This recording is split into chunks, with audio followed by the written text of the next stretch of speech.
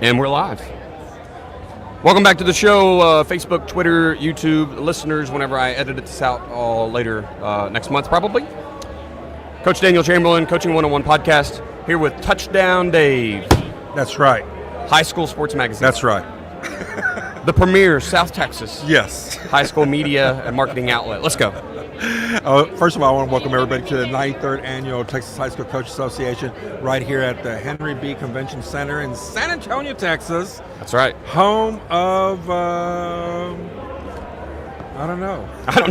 The Spurs. Oh, I was trying to figure out, do they have a football team here in San Antonio? I mean, like professional football team. That's where I got stuck. You got stuck, right. I was going to say, reaching for the can't say Texans, Dallas Cowboys. Right. I mean, when are they going to bring an NFL football team to San Antonio? That's what I want to know. Well, they got a couple big teams here in Texas, and they don't really do too well. Let's not start like that. It's like he's an Oklahoma Sooner fan. I'm an Oklahoma Sooners fan. Longhorns. Graduate of.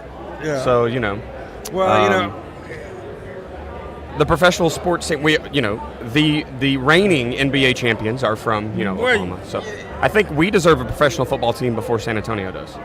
Oh, y'all don't have a football team? No, not a professional. Which is probably good because, I never thought about Oklahoma not having a professional football team, which is kind of strange. Yeah, competing with they got the Sooners and who Cowboys would be very difficult. Who do y'all have? The Okies, Sooner or Laters. Oh, my God. Is that who they are? The Sooner or Laters? God. Here we are. This is where we've gotten. Well, I talked bad about your professional teams, and you made fun of my college team. No. But you love football. I do love football. Yeah. College football. Yeah. Of course. Do they play Texas Longhorns? They do. The Sooners. Yeah, they do. Yeah. They've beat them like 80% of the games in the last 50 years or something. Oh, I don't know. I left at halftime. I didn't see the final. At the Cotton Bowl, of course. I traveled a long way to sweat. I'm still trying to figure out, they call it, this Cotton Bowl, house divided, burgundy on one side, orange blood on the other side. It's crimson. Oh, crimson, I'm sorry. And I'm still trying to, why don't they all just come together? Can we not just come together? No. Do you know how cool it is to just scream your hate speech from one end to the other? Well, no. There's no better. I don't get it. It's not like, you go to a Dallas Cowboy game, they divide the stadium in half. No, everybody comes together wearing their jerseys, and I see mano a mano, everybody together. It would be the cops would be called to every section of that stadium. I'm the most, I can get along with just about anyone. I went out last night on the Riverwalk with a Texas Longhorn fan, and we just talked mad gab all night long. Yeah. If we were in that stadium, he can't sit next to me. You know what I mean? Like, it's a thing. You just know. Well, we're not there to be friendly. It's going to be a great year in Big 12 football and SEC football, and of course football across the nation with college sports. The second year playoffs. How did you like the playoff system with FBS? Do we need more teams? No, look. Because they had 12 now, right? 12, is that what we're going to do? No, and I heard someone the other day talking about expanding again, and it's like they're thinking about going to 16. At 12, I think the biggest crime you can commit is keeping a team that's deserving out. Yeah, that's like the Oklahoma. Worst. Right. Texas finally made it after they expanded it. You guys got a chance. Yeah. It's 100% understandable. Yeah. But A&M still ain't made it. So A&M doesn't even belong in there, like Oklahoma. If the second worst crime you can commit in this thing is allowing it so watered down that those first round games are automatics, because you saw those blowouts. Yeah. And I mean, look, it doesn't matter how many teams you're going to eventually. Look, Georgia beat the brakes off TCU, right? That was a first quarter. It was ugly. It was nasty. Ugly. That came out of a 4-team system. TCU should have had to run the gauntlet a little bit more against higher quality opponents in a 12 or 16-team playoff, right? And I don't know that they would have gotten where they got. Maybe they did. I'm not an anti-TCU. I think that's awesome. When you're talking about quality opponents, did TCU play Oklahoma in the first round that year?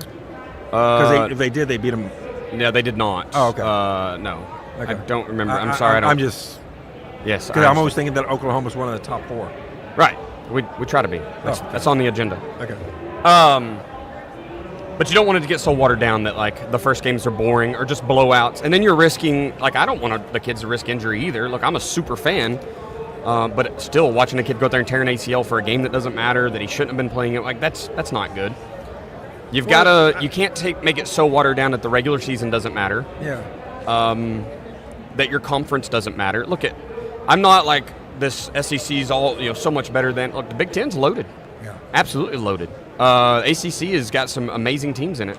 Yes, and and the funny thing is, with college football, it's right around the corner, and you're going to start seeing college football starting probably in August sometime. But a lot of big games this year. Texas Longhorns taking on Ohio State in the first game of the year.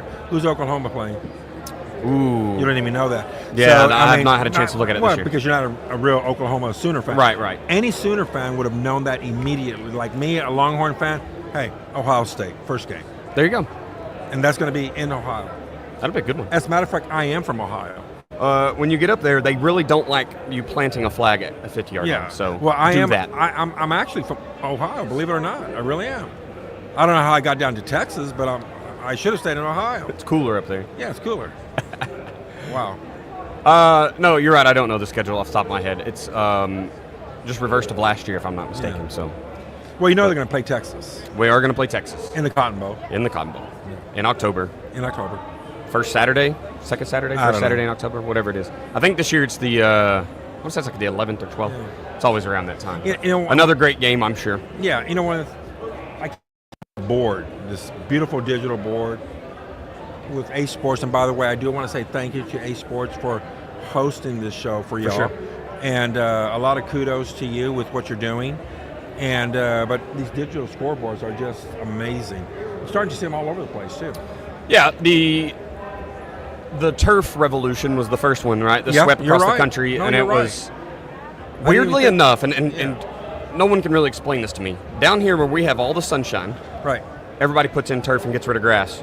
Yes. In the Northeast, where they get no sunshine, everyone's trying to keep their grass alive and won't put in turf. So I don't know, riddle me that. But yeah, I mean the nation's got swept with turf. I think this is the next big thing. If you're going to be serious, contending program on all fronts, not just out. I mean, there's coaches out there that are just elite coaches. They're going to get their teams there.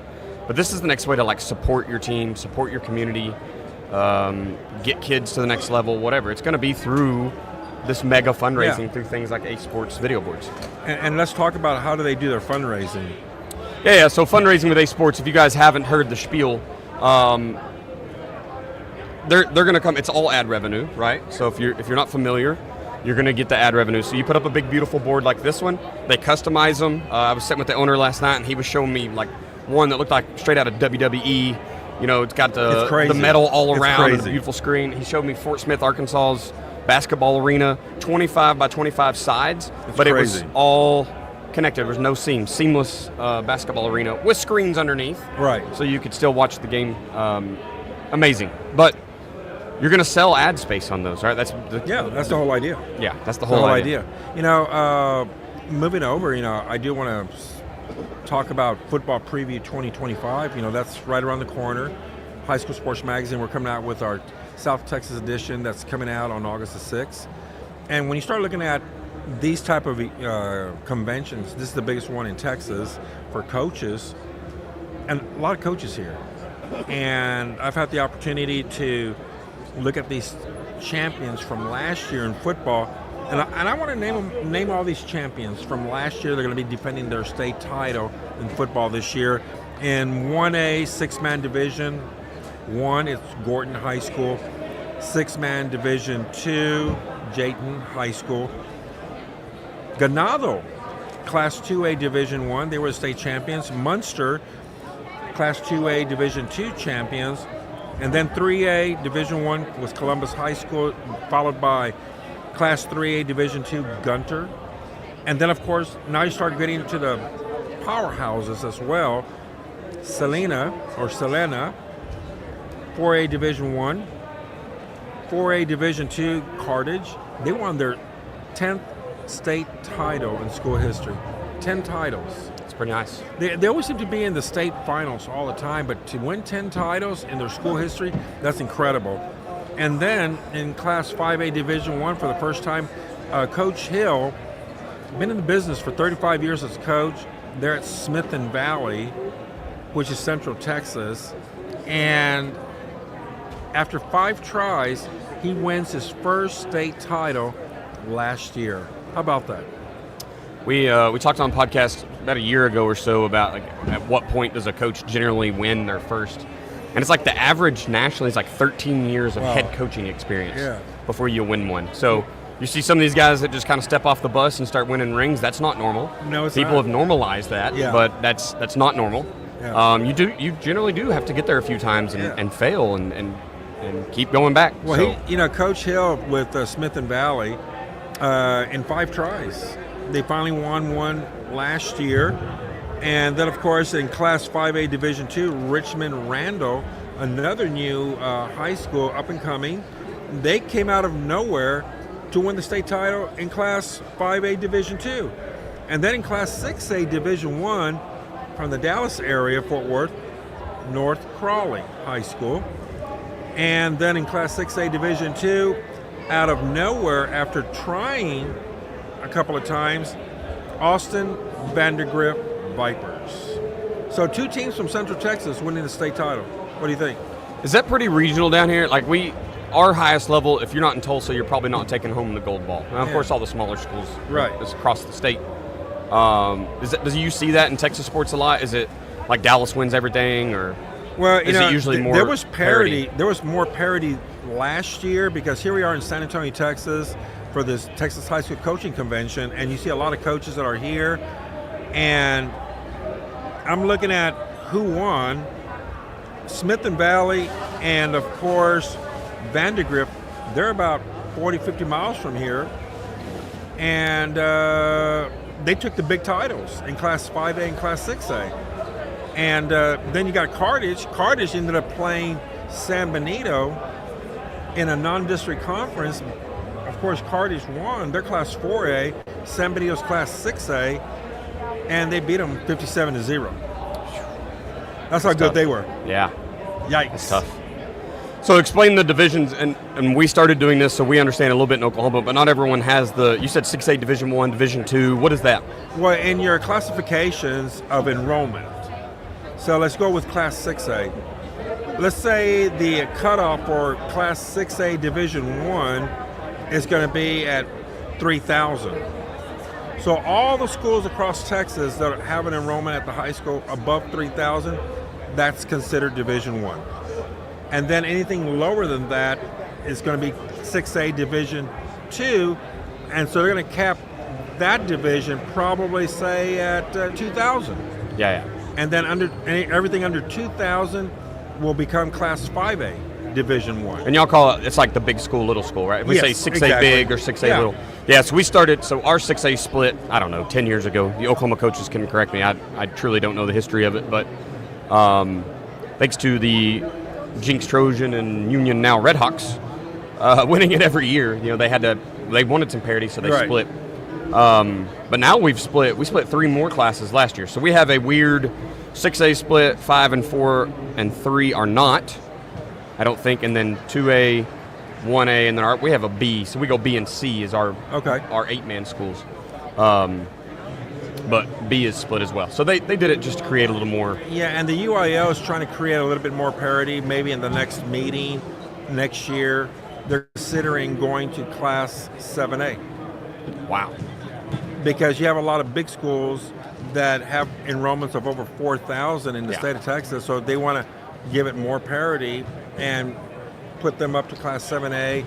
And next thing you know, there's going to be more parity in those classifications, because anytime you have a school with 400 football players in an athletic program, that's a lot of kids. That is a lot of kids. I think coaches, I talked to a coach last night that was just discussing the pros and cons of splitting, right? Because, yes, it gives more teams a chance, but like in Oklahoma, some of the powerhouse 2A teams and 1A teams were still small schools. So they thought they were going to split and leave them in these bigger. No, they were still the small ones. So now it's just like, cool, we talked earlier, you water down the playoffs because now more teams get into their playoff and they're still going up against that juggernaut. Like, well, you ain't really created anything. But one of the other things that now heading into the 2025 season, the UIL, University Interscholastic League, they decided to go ahead and pass the wristbands, the digital wristbands for football players to wear on game day, where the coach with their laptop sends in the signal to the wristbands and they call the plays right there. So the player looks at the wristband and goes with the play. Your thoughts? You know, they've been doing that in the ball and stick sports for a long time, right? We all just watched the Women's College World Series, right? And you watch the softball pitchers, they're all getting a pitch off of a little watch. You know, that's where they're getting theirs most of the time. It is what it is. The hardest thing to do in coaching is to communicate with kids. That's the hardest piece, especially on game night with all the things. So if it's another tool to help a kid go to the next level and get a scholarship because now he can look a little better, right? By all means, man, hook him up. It's not gonna. I don't see the negative. You're gonna have the have and have-nots because like some schools can afford it and some can't. Exactly, $10,000 plus. We just talked about fundraising opportunities. It doesn't matter what size school. Ace Sports can come hook you up with a board, and now you have the money to go get that. Exactly. So if you do the footwork, the legwork, if you will, if you go out and you set your team up to succeed, I don't know why you shouldn't be able to have those options available to you. I know that Texas just got the sideline replay last year, right? Was their Correct. first year, or will this be their first season? This can be their first season. Their first season, right? And like we've had that in Oklahoma, and it didn't. There wasn't the haves and have-nots that I could see. I've been at the smaller level. I've been at the larger level. There was a version of it for everybody. I don't know, man. I just think I don't like the wristbands. Why not? What's the issue? Because they're going to be self-destructive. You know, meaning that an athlete wearing it gets tackled, gets stepped on, and all of a sudden, playing defense, the coach is going to say, rip them off when you tackle. Right. And so what are we going to do? What is the THSCA official going to do? Are they going to call timeout because I got a wristband on the field? Right. Pick it up, throw it away. What are we going to do? And so I'm not a big fan of the wristbands. It could be dysfunctional. If there is not any internet service at the stadium that they're playing away in, well, there's not going to be any internet service because that school now can shut off the internet service, and so that way there's no communication. I assume they'll have their, just like our video cameras, you know, I Okay. assume they'll have their own system to prevent that kind of chaos. Hotspot? A hotspot? Right, something, right. That'd be pretty hilarious. Not good. I like the bad headsets. sportsmanship. I but- wanted the headsets. Okay. Because baseball in high school, the catcher now has a headset Yes. inside, getting the signals, talking from the coach in the dugout. That's what I was hoping for. That makes more sense to me. Yeah, you know, I can see looking at the bigger picture as you start introducing technology. There's already an issue with I'll say underdeveloped kids getting to the next level. They're super raw because as coaching gets easier with technologies, and there's this win now mentality because kids can transfer. Like Oklahoma, we have a transfer portal, right? Like, so you really got to water down what you're doing in football already. You know, you're not getting a third-year quarterback who's learned this system and is learning the X's and O's of football, and he's going out and gaining this football IQ. It's more like, we're going to put a fast kid back there.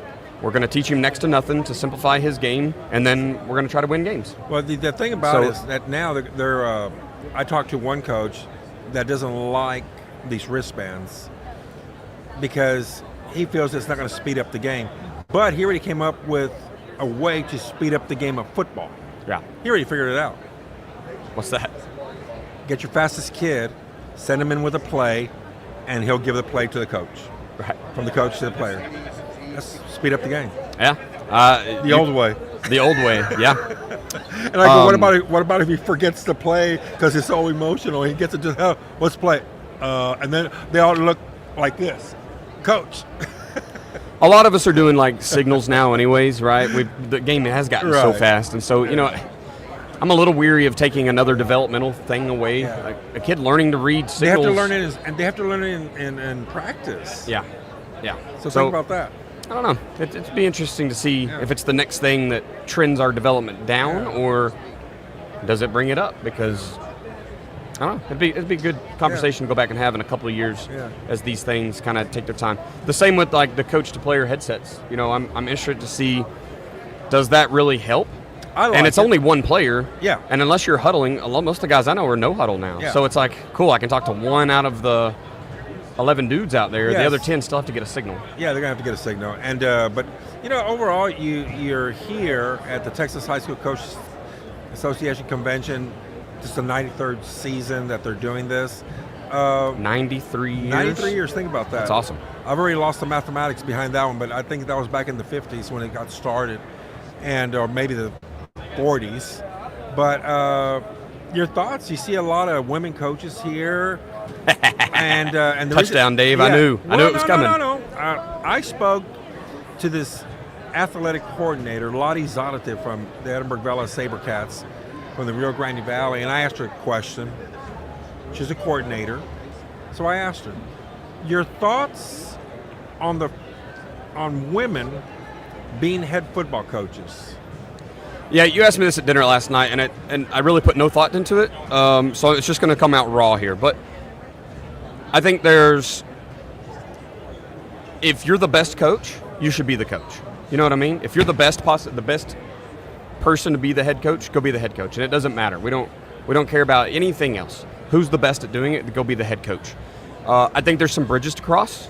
I think we have to think about a locker room full of boys that are hyped up on testosterone. Well, I mean, you know, there's nothing on the application process that says you cannot apply. No. So a woman applying for the job and going for that interview, and she knows football. Hire her. I would hire her. I would. I think the biggest bridge I see is that, or the biggest hurdle is going to be like, because she can cry. When they lose, she can cry with the players. Oh my God. Who's the best? It's going to be okay. A male coach cannot cry with the players. Hey, I've cried many times after games. Losing sucks, boys. No, but really, who's the best to help kids manage their emotions, their thought processes, growing into men? That would be my only reserve at all. We're seeing like female are getting into refs, right? We have female refs now. I think that's a good transition. I think we're seeing it. I think they're disrespected in a lot of places as they go out and try to do their job, and I don't like that. Same thing. If you're the best for the job, do the dadgum job. Well, she also mentioned, you know, Coach Zadate also mentioned the same thing applies to, say, basketball. She goes, I would love to coach a boys basketball team. And I say, why not? Yeah.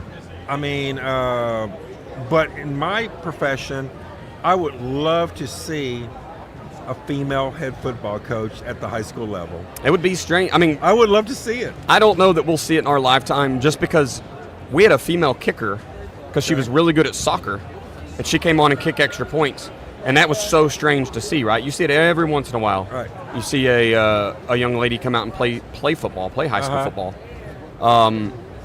Until that's more normal, I don't know that we'll ever see a head coach. Well, I think it's coming. I mean, absolutely. You talked about basketball. Look, men have been coaching women's basketball for ages, right? So it's not that they can't. Well, even at the collegiate level, I mean, if you want to win, and you're trying to find ways to win, you try to spend millions of dollars with the name, image, and likeness, and the transfer portals, and none of that is working, because it all comes down to the head coach. Just like with the Oklahoma Sooners. If they had a female head coach for football, hey. Listen, Patty Gasso could go over there and coach that team to probably back-to-back national championships right now, pretty sure. She is an absolute legend. Yes. Yeah, I don't know, man. That would be, once again, it's one of those things, like I see think it coming. It would be neat. It coming. Yeah. Someone will have to break that gap, and we'll see. We'll see how that turns out. I would love to see more women applying for head coaching positions in Texas, and I would love to see that coach, that woman, that female who knows football, understands football, put on those headsets, maybe with her cap on backwards, hollering and screaming, throwing her tantrums, you know. I mean... Never know. Never know. Never know. Never know. What's High School Sports Magazine doing for kids these days? How are y'all? Well, we're coming out with our football preview 2025. That's coming out August the 6th. Okay. You can go to Facebook and find High School Sports Magazine, you know, like us, and then you'll see the link purchase your magazine. It'll get mailed to your home, or you can even get it digital if you want it now. We just got through working with Ace Sports and McDonald's, where we did the All South Texas Teen Banquet Awards show, and that was in May, and so that worked out real well, where we had the top 40 players in the region, and we all recognized them, so that was pretty cool too. With football growing, and we're in this digital age now, and there's so many kids out there playing the sport, how do you find the time and availability to go preview all of these teams? So obviously, you've been doing it for years, so Right. you've got it down to a science, I'm sure. Yeah. How's it? Because I can't imagine trying to go around and preview a quarter of the teams in my area. We send out a text blast to all the coaches, and we tell them football preview day, photo day is what we call it, photo day. It's going to be on this date, at this time, at this football stadium. Come on over. And they show up. Nice. Just like that. That's awesome. Yeah. Well, it's good to see that you're helping. I know we got to talk a little bit after dinner last night about you helping. I mean, your parents, the grandparents, they all want to see their kid on the front of the magazine, right? Or Jimmy's and Joe's are out there doing their thing. So, is that something to? I guess what I'm trying to ask is, it keep going? Does the print magazine with digital now? You said you're doing a digital magazine. Right. You think that's going to keep going in the future? For us, the hard copy is what you want to keep. Yeah. They frame them, they keep them, they put them in the drawers. It's a namesake for them to keep. And anybody that wants digital, well, they want to, keep doing this, swiping and swiping and swiping, because they don't want to wait. Right. Do I like digital? Absolutely not. I don't. Not for a football preview magazine. Dave Campbell's, they do their print copies every year. They print so many across the state of Texas. They put them in the racks. If you got one, you get one. If you don't, get online, order one, and they'll send you one. And well, that's the age that we're in now, with being able to provide that service of buy it online and it gets sent to your home. That's neat. It's cool to see someone that's had to transition through the technology age, right? Because I'm sure that was a hurdle you didn't want to have to cross. Doing it for 32 years, this can be our 33rd year now. Back then, on year one, it was all cut and paste. And putting them on the pages, putting the pictures on the pages and taking it to the printer and getting it rolled off those big printing presses. But those days are gone now. They're gone. So everything's on a computer now. Yeah. That's awesome. Thank you. Well, good. Well, Touchdown Dave, I'm glad you got on here with me, man. I know we've got other things to do. If you're not already listening to or getting onto the high school sports magazine, get on there and order you a copy, right? You said you can do it online. Get a digital, get a print. Touchdown Dave says get a print. Get prints, but if you want digital, go and get your digital copy. And that's August 6th. South Texas? Yeah, in the South Texas region. So we'll be covering the Coastal Bend, Laredo areas, Rio Grande Valley, all the way up to Alice and Sinton. And so you'll have all the information of the upcoming football season. It's going to be fun. Awesome. Appreciate you coming on the show. Thank you. Yep. Appreciate you guys for listening and joining us. We will be coming back around 1:30, 2 o'clock. A few more coaches lined up for you. We'll talk a few more X's and O's. Elite championship coach out of Michigan will be joining us. Should be around the top of the hour, so jump back in and listen to that episode then. Appreciate you guys. We'll talk to you soon.